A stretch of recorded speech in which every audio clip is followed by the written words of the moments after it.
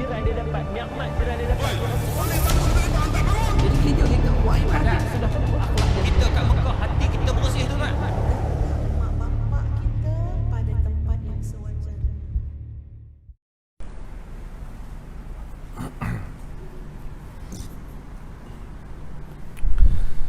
Bismillahirrahmanirrahim. Alhamdulillahi Rabbil Alamin. Wassalatu wassalam ala Rasulil Karim wa ala alihi wa sahbihi wattabi'ina ila yaumiddin. Rabbi syrah li sadri wa yassir li amri wahlul 'uqdatam min lisani yafqahu qawli, amma ba'du. Assalamualaikum warahmatullahi wabarakatuh. Pertama sekali kita bersyukur kepada Allah Subhanahu wa taala kerana dengan izin dan limpah kurnia-Nya, alhamdulillah, pada tengah hari ini kita dapat sama-sama berada dalam satu majlis ilmu, saling ingat memperingati antara satu sama lain, seperti mana firman Allah Subhanahu wa taala, wa dzakkir fa inna dzikra tanfa'ul mu'minin. Ingat memperingatilah kamu, sesungguhnya dengan ingat memperingati itu mendatangkan banyak manfaat dan faedah kepada orang-orang yang beriman. Di samping itu juga kita dapat sama-sama beriktikaf sementara menanti waktu Jumaat. Dan insya-Allah tuan-tuan yang dirahmati Allah, kita akan sama-sama melihat apabila Allah Subhanahu wa taala sebut dalam Al-Quran, walaqad ba'athna fi kulli ummatin rasula an i'budullah wajtanibut taghut. Allah maklum kepada kita tuan-tuan, sesungguhnya aku telah menghantar kepada setiap umat rasul untuk mengajak kita beribadah dan menyembah Allah Azza wa Jalla, seterusnya menjauhi segala taghut. Bila kita lihat kepada ayat ini, ada dua benda yang ditekankan oleh Allah Azza wa Jalla. Bila ada Rasul, pertama dia nak tekankan kepada betapa pentingnya akidah. Yang kedua, betapa pentingnya syariat Islam. Dan kita tidak boleh menganggap bahawa tak apa, akidah tu anak-anak kita okey. Sebab zaman dah berubah. Sekarang ni kita tengok dengan teknologi moden, anak-anak boleh melihat dan membaca menerusi laman sosial. Kemudian boleh tengok pula video-video yang disampaikan oleh pemikir-pemikir luar antarabangsa. Dan pemikir luar antarabangsa ni sudah pasti ada yang okey, ada yang tak okey. Dekat sini yang kita nak sama-sama faham dan kita nak kena tahu bahawa betapa pentingnya didikan agama kepada anak-anak kita. Dulu anak-anak kita tak tahu apa itu free thinker. Anak-anak muda tak tahu apa itu free thinker. Free thinker ni dia tak kisah, tak penting agama tu, yang penting aku hidup ada duit. Tu dia. Dulu anak-anak kita tak tahu apa yang dimaksudkan dengan liberal. Sekarang dah ada dah pemikiran yang kata, alah tak ada masalah, agama tu yang penting semayang, agama tu yang penting kita puasa bulan Ramadan. Tu bulan Ramadan ramai orang datang masjid, sebab masjid tu hidup bulan Ramadan. Tu pun 10 akhir Ramadan. Lepas tu dah makin berkurangan. Jadi begitulah juga tuan-tuan dan puan, kita kena faham bahawa perkara ini perlu dilihat bersama agar kita tahu betapa pentingnya akidah. Itu yang pertama. Dan yang kedua, syariat. Ini terbaru apabila kecoh pula khutbah Jumaat dibuat oleh seorang perempuan. Pun ni semua geng-geng Aminah Wadud dululah ni. Bagi mereka, mereka kata, kenapa tak boleh? What's the reason? Reason ni kenapa? Kenapa orang perempuan tak boleh jadi khatib, sedangkan orang perempuan boleh jadi Perdana Menteri? Dia ke situ pula pergi dia. Dia panggil dah terbuka. Dia panggil liberal. Dia fikir apa yang Islam cakap ni perlu dinilai balik. Tu bahayalah. Dia panggil mentafsirkan Al-Quran tu dengan pemikiran dia. Nah sekarang ni pula ada pula yang kata sekarang ni kita ni kalau boleh kita balik pada Quran je lah, baca Quran je, faham Quran je, jangan duk pening-pening kepala. Kenapa? Hadis ni ada sikit benda yang kita kena fikir balik lah, dia kata. Sebab yang sampaikan hadis kepada kita ni sahabat-sahabat, lepas tu mungkin berlaku kesilapan. Sudah, ini dah bahaya. Kalau dah ada pemikiran macam ni, saya risau satu hari nanti orang akan pertikaian ni Quran pula ni Quran. Orang akan pertikaian pula Quran ni. Sekarang ni orang pertikaian hadis tu, okey, mungkin ada benda yang mengelirukan, mungkin ada sahabat tersilap, mungkin ada sahabat yang salah, yang menipu, na'udzubillah lah kan. Mungkin ada ulama hadis yang tersilap. Sama juga macam Quran.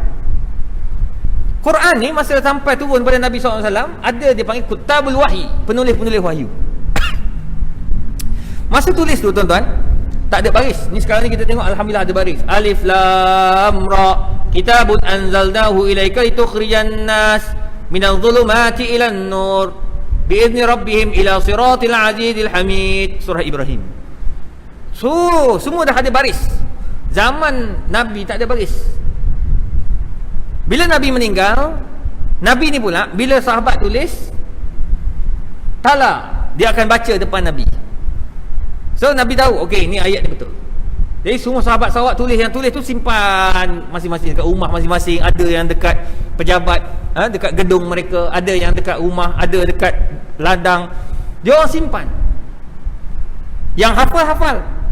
Kemudian bila Nabi SAW wafat, sahabat-sahabat Nabi dah mula dah berterabur. Ramai pula hafazul Quran meninggal dunia.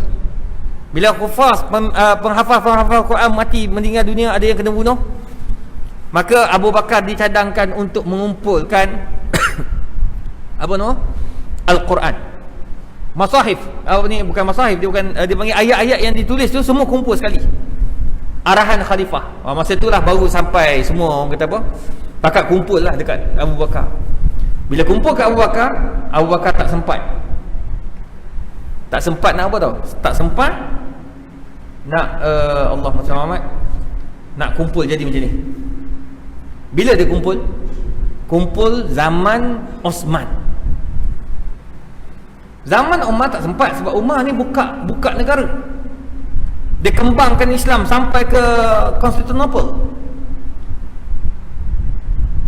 Meninggal Umar. Zaman Osman sampai dah mula dah ramai dah orang baca tak tahu, dah berterabur dah bacanya. Osman kata kita kena kumpul ma bainas duffatainil mushaf, kena letak di antara macam ni. Jadi itu yang nama dia Mushaf Osmani. Dia kumpul, alhamdulillah. Bila dia kumpul ni, tak ada baris lagi masa tu. Tak ada baris. Sampai zaman Ali. Tengok usaha tu, sahabat-sahabat tu. Sampai zaman Ali, datang Abdul Aswad Ad-Duwali dan juga sahabat yang lain. Dia kata kami dengar orang dah baca berterabur dah. Masa tu dah ada geng Rum, dah masuk Parsi, dah masuk apa semua. Penghafal Quran ni ramai, pembaca Quran pun ramai. Tetapi ada yang bukan Arab. Kan zaman Umar dah buka kan. Jadi ada yang bukan Arab baca dah berterabur dah. Bagi atas bertukar bawah, bawah naik atas. Ini tak boleh jadi ni. Jadi Ali bin Abi Talib arahkan Abdul Aswad Ad-Duwali, tolong bariskan. Tuan-tuan, kalau nak ikutkan baris dan apa semua ni, kalau dia orang nak tipu, dia boleh tipu, tapi insya-Allah tidak, sebab dia berlaku secara tawatur. Allah jaga Quran. Inna nahnu nazzalna dzikra wa inna lahu lahafizun. Aku turunkan Quran, aku jaga. Jadi macam mana ada orang boleh kata kita hadis tu kita tawakuf. Tak, Quran dan hadis kena seiring. Cuma hadis tu ada yang darajat dia. Ada yang tawatur, ada yang sahih, ada yang hasan. Hasan pun ada dua, hasan li ghairi, hasan li zati. Kemudian ada dhaif. Dhaif pula boleh jadi hasan. Oh, dia banyak lagi cerita. Jadi tak boleh kita mudah-mudah orang awam ni terus ambil macam tu. Sebab ada dah baru ni orang awam jumpa saya, dia kata saya tak percaya mana hadis ni ustaz. Hadis ni mungkin silap. Dia orang awam dia bukan ustaz. Kalau ustaz saya tak kisah, sebab ustaz ni dia tahu hadis yang ni ni hadis dhaif, ni maudhu', ni dhaif. yang kuat, yang ni Hasan li zati, Hasan li ghairi, kita tahu sebab dia tahu hukum. Tapi orang awam tiba-tiba datang, saya tak boleh percaya hadis, memang saya kurang percaya, sudah, itu cukup bahaya. Ini dipanggil golongan anti hadis pun ada, golongan yang free thinker pun ada, golongan liberal pun ada, macam-macam orang-orang begini. Nah, itu yang akhirnya bila dilarang untuk tukar jantina, mereka ambil keputusan tukar agama. Dah, dia kata tak terikat dengan Islam. Kami bukan agama Islam lagi. Dah tukar jadi Kristian. Tengok, dengan bangga dalam laman sosial. Ini masalah dia. Kenapa tuan-tuan dan puan? Pentingnya akidah. Bila Allah turunkan Nabi Muhammad untuk menjaga akidah dan syariat, pertama, tu'til fard itmi'nan war ridha. Sebab bila kita ada akidah, anak-anak ada akidah, kita lebih tenang. Tu dia kata sini, yamtadu sahibul aqidah as-salimah binailihi atmi'nan was-sakinah fi hayatih. Bila kita ada keimanan, pergilah mana-mana pun tuan-tuan, Allah akan jaga kita. Anak kita pergi ke UK, pergi ke Perancis, pergi ke Ireland, belajar, mak bapak tak ada, jabatan agama Islam tak ada, tapi kenapa dia orang boleh jaga agama? Sebab mereka ada iman. Dia orang ada iman. Duduk serumah, ada anak angkat saya, duduk serumah dengan orang putih dekat London. Dia duduk kat UC London, dia sewa dekat dengan tu, ada rumah macam ni, ada beberapa bilik, ada 3-4 bilik. Dia ambil satu bilik, yang lain bilik, tengah-tengah ruang tamu kongsi, bilik dapur kongsi, bilik air kongsi. Sabtu malam mabuk, berzina dekat tengah-tengah ruang tamu tu. Tak boleh buat apa. Dia masuk bilik, letak apa nama lagu nasyid, Astaghfirullah, lagu Hafiz Hamidun. Kat luar tu bukan macam bunyi, nampak tak? Tapi kenapa dia tak terlibat? Dia kata, ustaz, saya masih ada iman. Tengok, tu penting akidah. Tapi orang tak nampak. Orang kata, tak apa, kita boleh jaga. Nak jaga tu bukan senang. Apabila dia berseorangan, dia nampak bahawa perbuatan dia ni kalau dia buat, dia akan membawa kepada laknat Allah Azza wa Jalla. Itu ibadat. Itu akidah.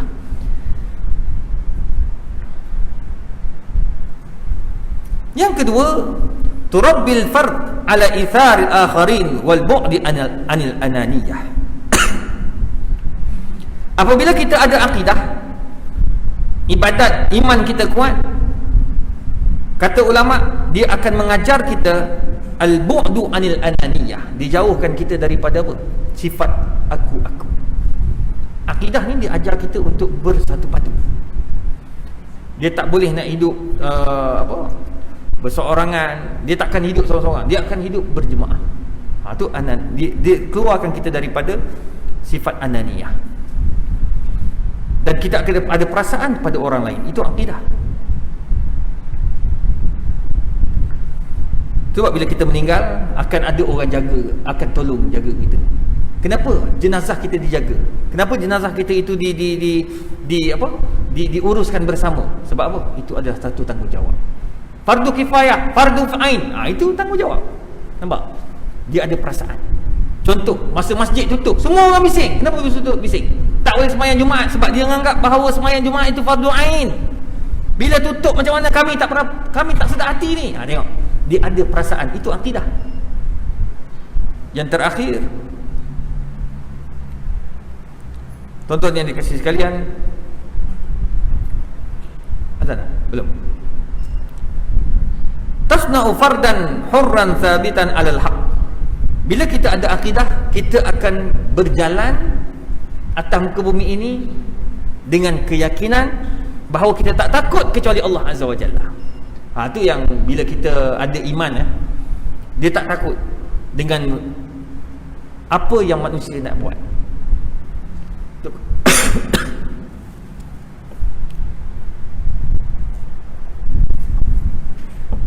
Dia takut. Dia tak takut apa yang manusia nak buat dekat dia. Sebab dia tahu Allah pemberi rezeki. Tengok, pemimpin, dia tak perlu takut dengan kejatuhan. Dia jaga Allah je. Pokoknya saya jumpa seorang pemimpin, menteri, dia kata, tak apa ustaz, Saya tak takut saya tak takut dengan ujian manusia. Yang saya takut ujian Allah Azza wa Jalla. Tu maksudnya lagi bagus. Dia kena ada perasaan dulu. Kau fikir orang nak jatuhkan dia memang habis halat. Sebab orang yang ada agama, orang ada akidah, dia tak takut illallah. Tu yang kita mengucap asyhadu an la ilaha illallah, asyhadu an la ilaha illallah wa asyhadu anna Muhammadar Rasulullah tu. Satu je. Takut apa ni? Pemimpin, ulama. Nak takut apa? Cakap je lah. Cakap dengan akhlak.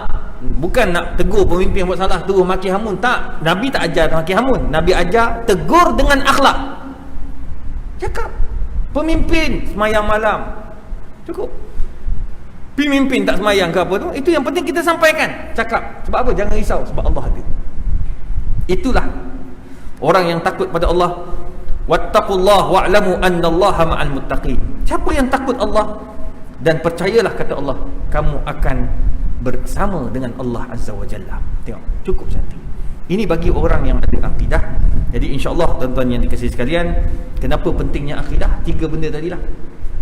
Pertama, dia mengajar kita untuk hidup dalam keadaan redha dan tenang kerana kita tahu Allah ada dengan kita selalu. Nombor 2, dia mengajar kita jauh daripada sifat ananiyah, sifat sombong, takbur, sebab Allah ada. Dia nak sombong apa? Allah Maha hebat. Kalau dia kata dia sombong, dia nak sombong atas muka bumi, Allah lagi sombong kat dia bila di akhirat kelak. Tu. Tapi kalau kamu sayang Allah, kamu jaga Allah, Allah Ar-Rahman Ar-Rahim. Allah lebih penyayang daripada kamu kat dunia ni. Tengok. Tu sifat tu kena tengok, sifat tu kena faham, sifat 20. Kena faham nama-nama sifat-sifat Allah Azza wa Jalla. Yang terakhir, dia mengajar kita juga untuk sentiasa menjaga Allah Azza wa Jalla dalam semua perkara, tak takut kecuali Allah Azza wa Jalla dalam semua perkara, insya-Allah. Semoga Allah Taala merahmati kita, semoga Allah pelihara kita, semoga Allah jaga kita daripada segala perkara-perkara yang boleh menjatuhkan keimanan kita, insya-Allah. A'udzubillahi minasyaitonir rajim. Bismillahirrahmanirrahim. Alhamdulillahirabbil alamin wassalatu wassalamu ala rasulil karim wa ala Allahumma faqihna fid din wa 'allimna at-ta'wil. Allahumma yassir wa la tu'assir ya mujibat da'wat. Sallallahu ala sayyidina Muhammadin wa ala alihi wasallam. Allah